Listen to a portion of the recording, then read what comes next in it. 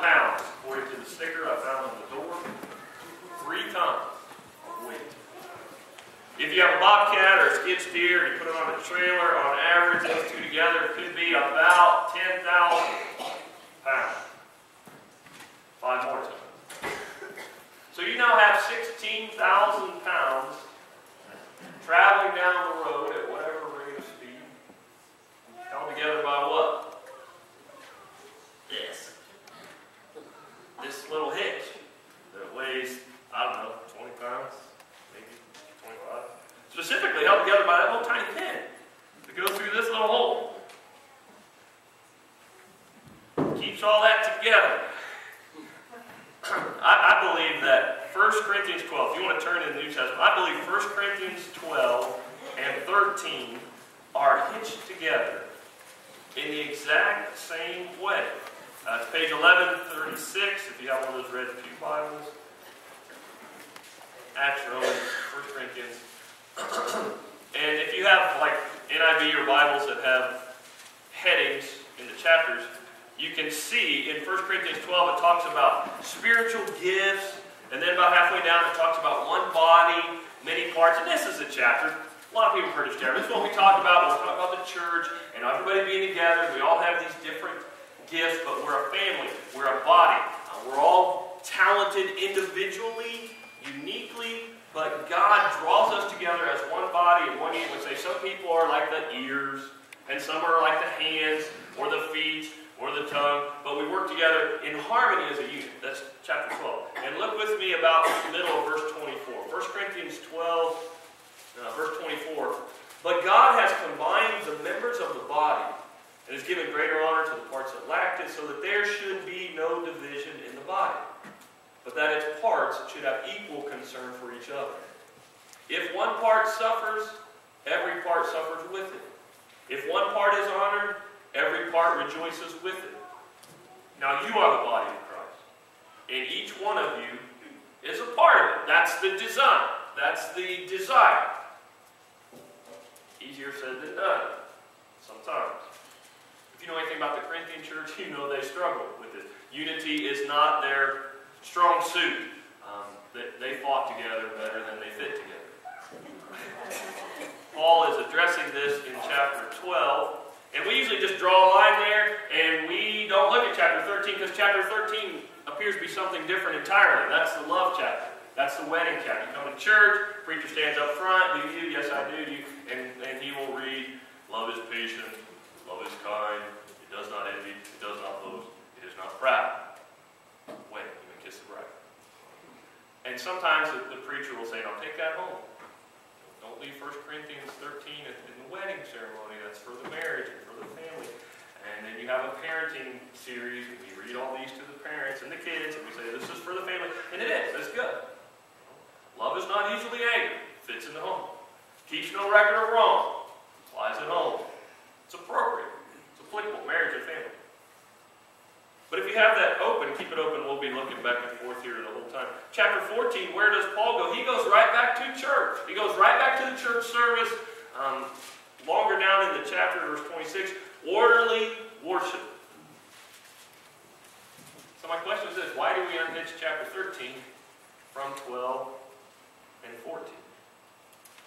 I'm going to submit to you that God wants us to keep 1 Corinthians 13 connected to chapter 12. You can apply the love chapter at home. That's fine, well and good. Don't forget to apply it in church. If you look at the end of chapter 12, verse 31, but then in my Bible it's even kind of broken down and kind of connected with chapter 13 by design, I think. The very last phrase of 1 Corinthians 12. And now I will show you the most excellent way. That's the hitch. That's the pin. That's what connects chapter 12 and chapter 13. And Paul knew it's going to be tough for these church siblings to get along. If they cannot love each other with God, agape, self-sacrificing, expecting no return love, if they can't do that, they're not going to stay together. And he shared the same insights with the Romans. If you go back one letter to the left, and ironically it's again in chapter 12, it's the same concepts. It's the same insights. This is Romans 12, verses 4 and 5. Just as each of us has one body with many members, and these members do not all have the same function, so in Christ we who are many form one body, and each member belongs to all the others. And he has right there, verse 6, 7, 8, the same thing. We have different gifts, different abilities. The teaching, let him teach. The serving, let him serve. But how are they connected? Pinned together in verse 9. Love must be sincere. Same page. Work together. Be a family. Love each other. One body. We're finishing this series. Why church? Support. Concern. Camaraderie. This is my family. I need them. They need me. We love each other. And Matthew Henry's a commentator that's writing 200-300 years ago. His language is this way. There should be no schism in this body, but the members should be closely united by the strongest bonds of love. All decays of this affection are the seeds of schism, where Christians grow cold toward one another, and be careless and unconcerned for one another. So how do you keep these 2 Corinthian chapters connected? How do you keep the truck of chapter 12 hitched to the chapter 13 is love. It's the most excellent way. So that's what we want to look at. What does family-connected, Christ-like love look like in the church? And your first blank is compassion. Reciprocal compassion. I'll let you feel like compassion because it's hard for me to spell reciprocal. and what reciprocal is one of those words. So what does that mean? It means back and forth, give and take. I think this is the most extreme example of reciprocal or reciprocity I've ever read. As the 642nd shot of this rally floated over her head, Vicki Nelson decided it was time to go for the win. I thought I was going to go crazy. She said no matter what I did with the ball, she would return it. It took me a long time to put the nerve. She hit a lot, and I came in, put it away. And I hope you can visualize that. Tennis match. Professional women's tennis match, September 24th, 1984, Richmond, Virginia. Vicki Nelson and Jean Hepner hit the ball back and forth across the net in a single point 643 times. It took 29 minutes to play 1 point of a tennis match. That is give and take to the extreme. I took a shot at the dictionary definition of reciprocal.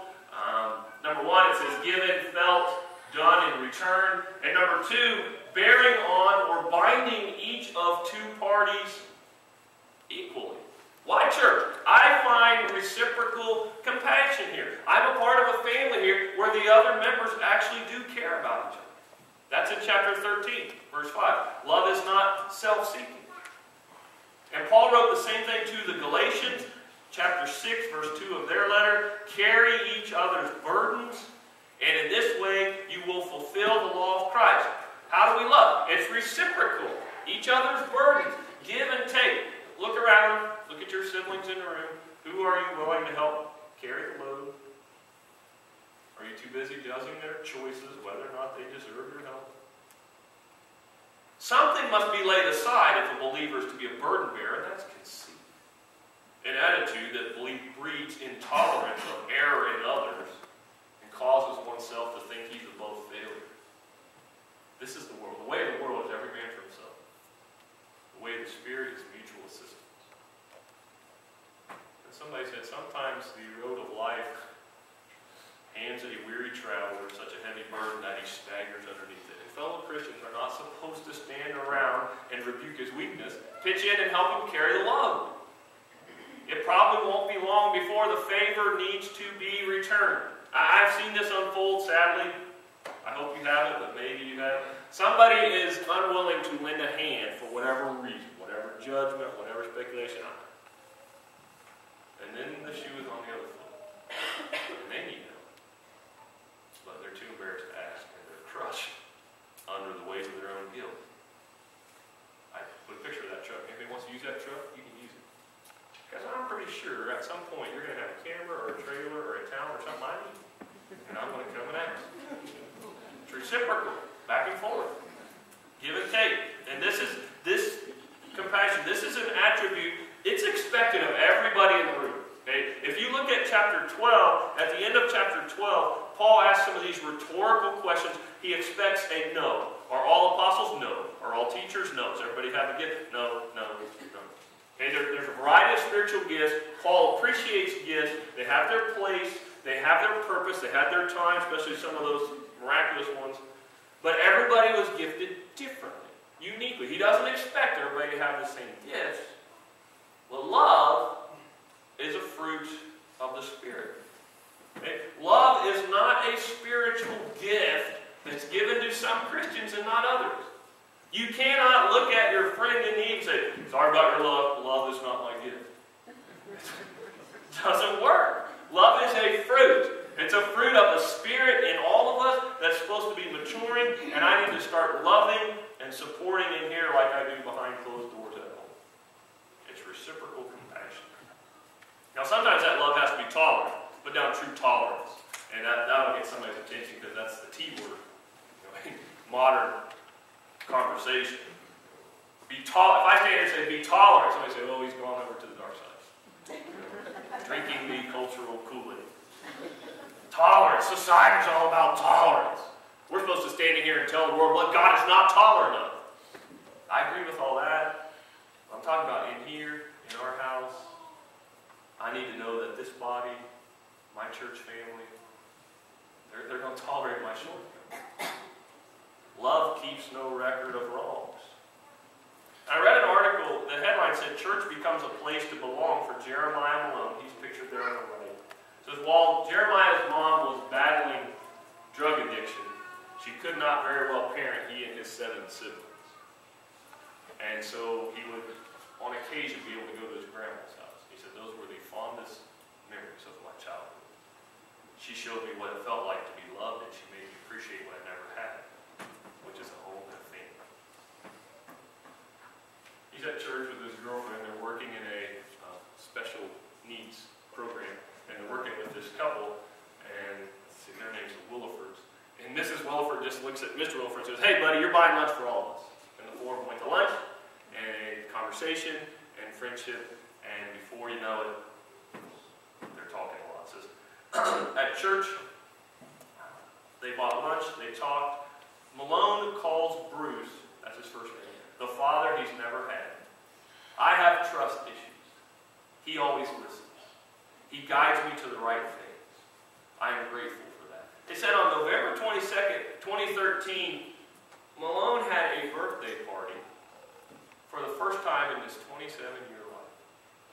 A surprise party organized by the Willifords and his girlfriend. So it was almost too much to take in. It made up for all the years of having nothing at all. That's family. It's true family. We need a safe haven.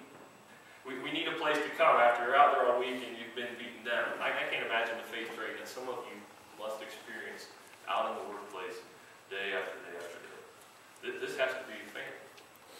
With family members where love always trusts, always hopes, always perseveres.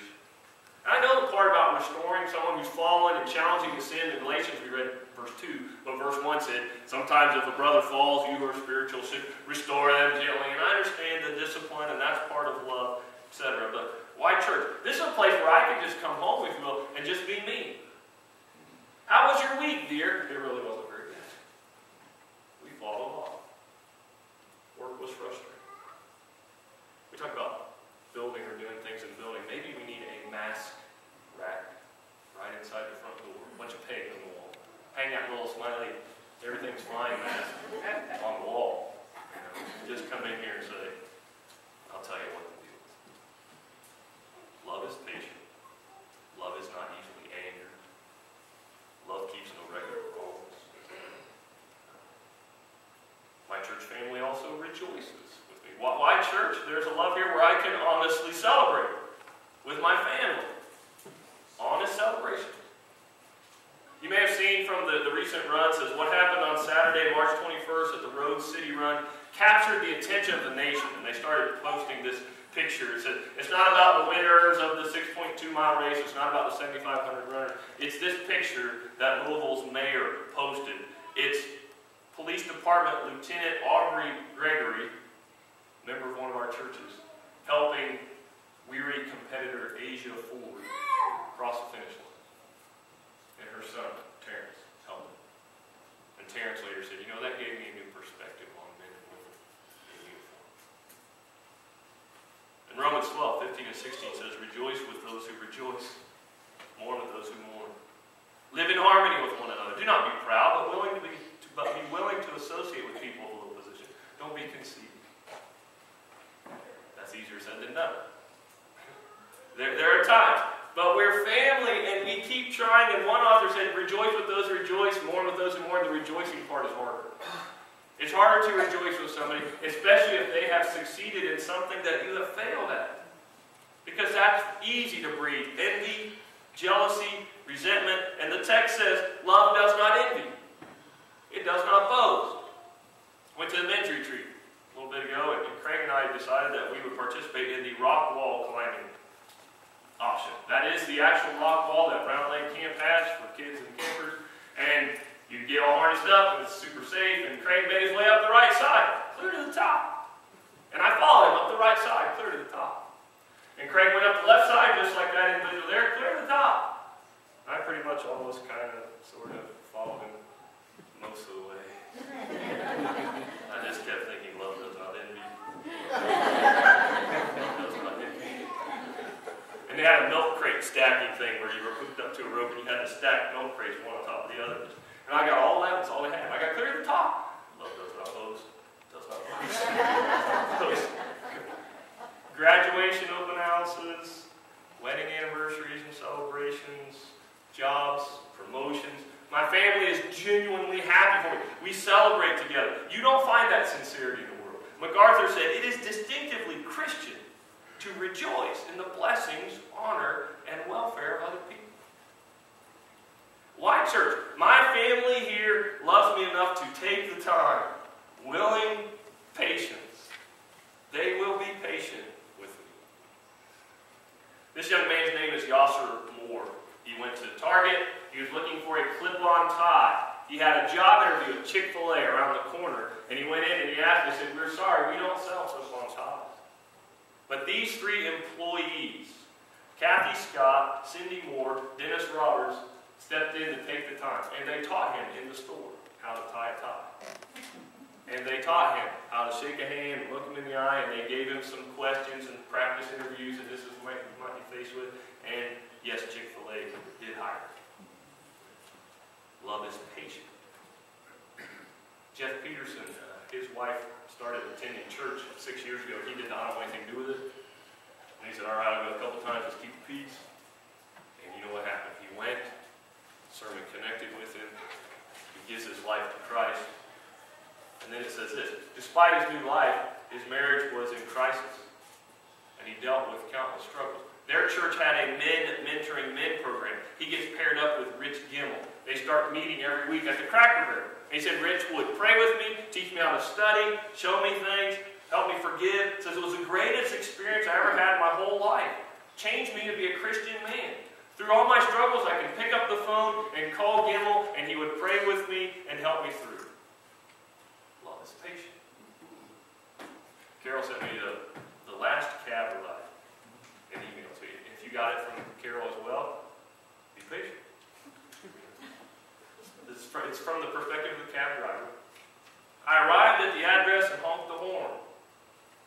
After waiting a few minutes, I honked again. Since this was going to be my last ride, I thought, well, maybe I'll just drive away. But I put the car in park and walked up to the door and knocked. Just a minute. This little frail elderly voice. He said, I can hear something being dragged across the floor. As she opens the door, here's this little lady in her 90s standing in front of me. Dress, pillbox hat. It looked like something out of a 1940s movie. Has this little nylon suitcase next to her. Apartment looks like nobody's lived there for years. All the furniture has some sheets over it. There's nothing on the wall. There's a little box over in the corner that has glassware and things. And she says, will you carry my bag out to the car? Again, took the bag all the way out, comes back to the door. Still has time to help her. He says, she took my arm and we're walking slowly toward the curb. And she thanks me for the kindness. He said, ma'am, I just want to treat all my customers like I want my mom to be treated. So we got in the cab, and she gives me an address, and then she says, can we drive through downtown? He said, well, that's not the fastest way. She says, I don't mind, I'm not in a hurry. I'm on my way to the hospital. I says, let's look in the rearview mirror, tears in her eyes. Says, I don't have any family left. Doctor said I have this time. So he reaches over and turns off the meter. What route would we take? And they drove through the city for 2 hours. And they drove past this building where she was an elevator operator. And they drove through the neighborhood where she and her husband had lived when they were new. And they drove past a furniture warehouse that was a ballroom when she was a girl. She went dancing. He said sometimes she'd ask me to stop in front of a building or a particular corner, and she'd just gaze out the window and not say anything at all. And then the sun started to come up. And she says, I'm tired. Let's go now. And he drives to the address. It says it's a little low building with a portico, and they drive up to the front. 2 orderlies come out. They've obviously been waiting for her, and they help the lady and put her in a wheelchair, and he takes the bag in, and she's reaching into her purse. How much do I owe you? He says, you don't owe me anything. She says, well, you have to make a living. I said, I have other passengers.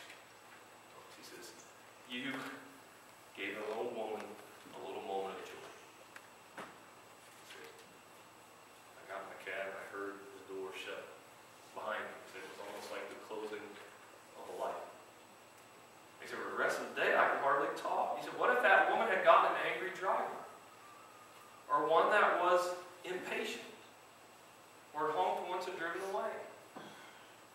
On a quick review, he said, I don't think I've done anything more important in my life. We're conditioned to think that our lives revolve around these great moments. But the great moments often catch you unaware, wrapped up in things that people say are little.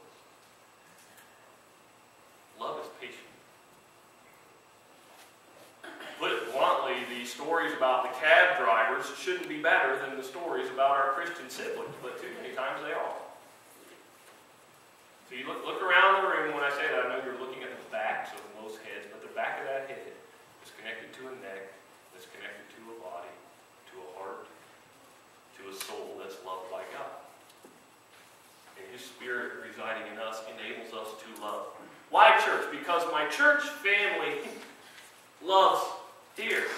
They will tolerate my failures. They will celebrate my victories. They will take the time, and what they do for me, I do for them. That's family. That's how God's family works. And if you paraphrase 1 Corinthians 13:4, as we often do, my church family is patient.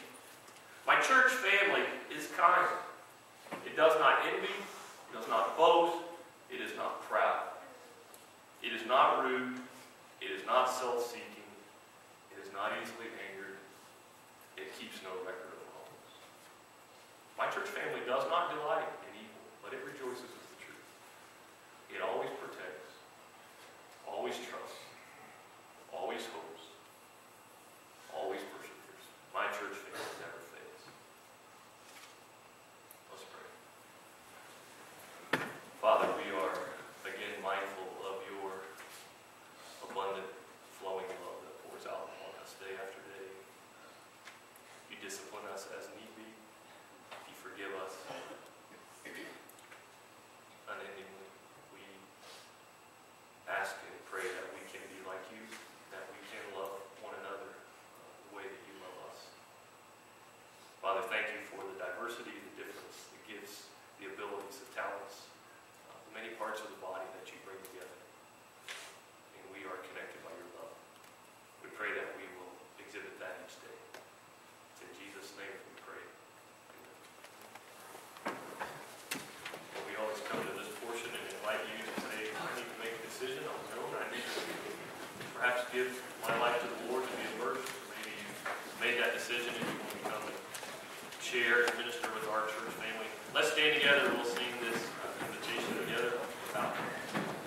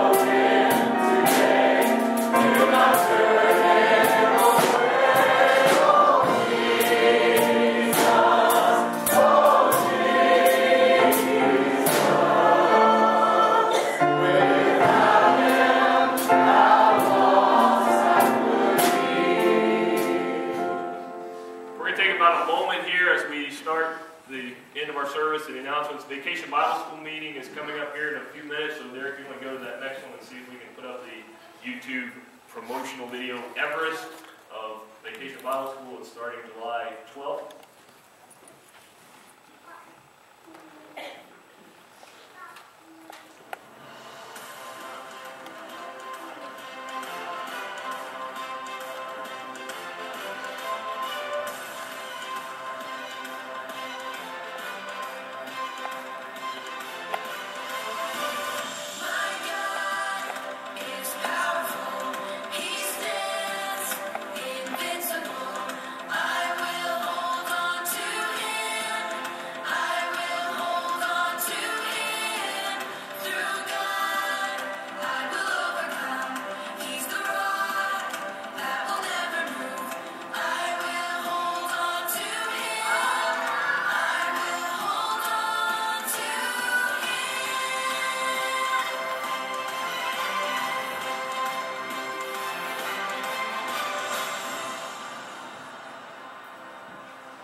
There you go. We're going to go downstairs after class and have a short meeting downstairs. Brianna and Holly, if you have questions, you can't stay, you can check with them, but they'll lead us through that. The parents are always interested to hear what's the song. It's going to be going through my kid's head for the next 3 months. That's pretty good. I like that one. So I know we have that today. Cleaning up on Saturday in the morning. The 9th women's banquet that evening.